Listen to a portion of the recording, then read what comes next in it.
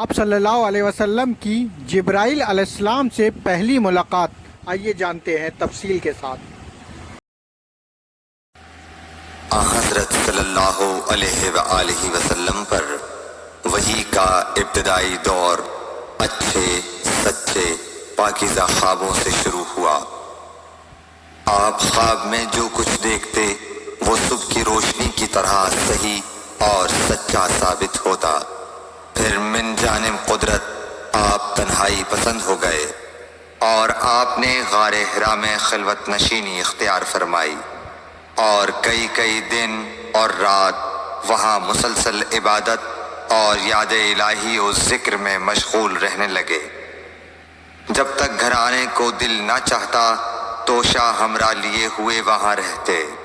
توشہ ختم ہونے پر ہی اہلیہ محترمہ حضرت خدیجہ رضی اللہ تعالی عنہا کے پاس تشریف لاتے اور کچھ توشہ ہمراہ لے کر پھر وہاں جا کر خلوت گزین ہو جاتے۔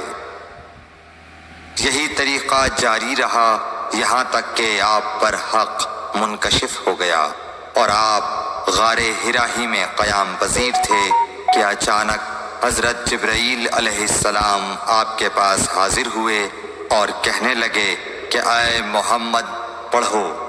آپ فرماتے ہیں کہ میں نے کہا کہ میں پڑھنا نہیں جانتا۔ آپ صلی اللہ علیہ وسلم فرماتے ہیں کہ فرشتے نے مجھے پکڑ کر اتنے زور سے بھینچا کہ میری طاقت جواب دے گئی۔ پھر مجھے چھوڑ کر کہا پڑھو۔ میں نے پھر وہی جواب دیا کہ میں پڑھا ہوا نہیں ہوں۔ اس فرشتے نے مجھ کو نہایت ہی زور سے بھینچا کہ مجھ کو سخت تکلیف محسوس ہوئی۔ پھر اس نے کہا کہ پڑھ۔ میں نے کہا میں پڑھا ہوا نہیں ہوں۔ فرشتے نے تیسری بار مجھ کو پکڑا اور تیسری مرتبہ پھر مجھ کو بھینچا، پھر مجھے چھوڑ دیا اور کہنے لگا کہ پڑھو اپنے رب کے نام کی مدد سے جس نے پیدا کیا اور انسان کو خون کی پھٹکی سے بنایا۔ پڑھو اور آپ کا رب بہت ہی مہربانیاں کرنے والا ہے۔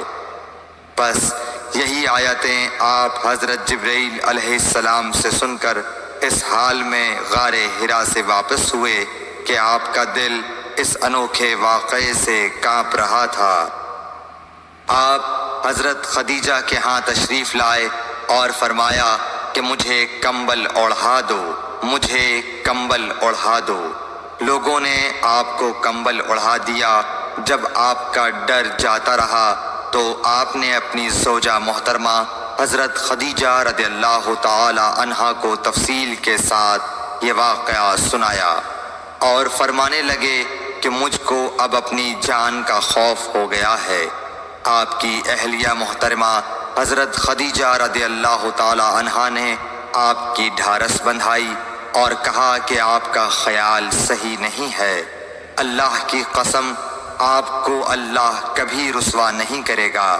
آپ تو اخلاق فاضلہ کے مالک ہیں، آپ تو کنبہ پرور ہیں، بے کسوں کا بوجھ اپنے سر پر رکھتے ہیں، مفلسوں کے لیے آپ کماتے ہیں، مہمان نوازی میں آپ بے مثال ہیں اور مشکل وقت میں آپ امر حق کا ساتھ دیتے ہیں۔ ایسے اوصاف حسنہ والا انسان یوں بے وقت ذلت و خواری کی موت نہیں پا سکتا۔ پھر مزید تسلی کے لیے حضرت خدیجہ رضی اللہ تعالی عنہا آپ کو ورقہ بن نوفل کے پاس لے گئیں جو ان کے چچا زاد بھائی تھے اور زمانہ جاہلیت میں نصرانی مذہب اختیار کر چکے تھے اور عبرانی زبان کے کاتب تھے۔ چنانچہ انجیل کو بھی حسب منشائے خداوندی عبرانی زبان میں لکھا کرتے تھے۔ انجیل سریانی زبان میں نازل ہوئی تھی، پھر اس کا ترجمہ عبرانی زبان میں ہوا۔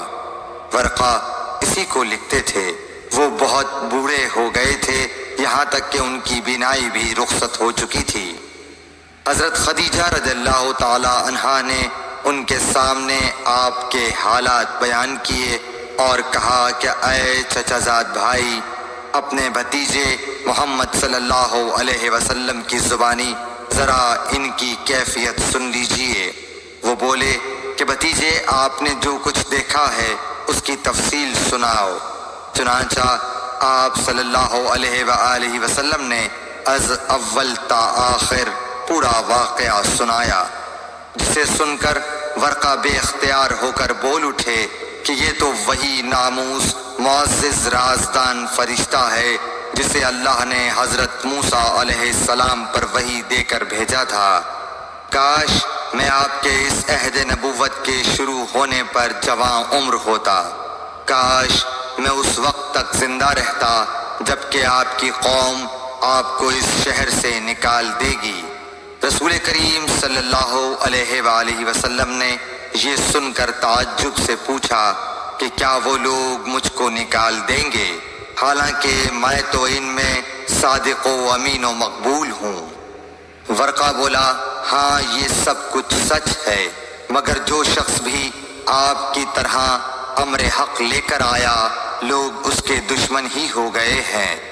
اگر مجھے آپ کی نبوت کا وہ زمانہ مل جائے تو میں آپ کی پوری مدد کروں گا، مگر ورقہ کچھ دنوں کے بعد انتقال کر گئے۔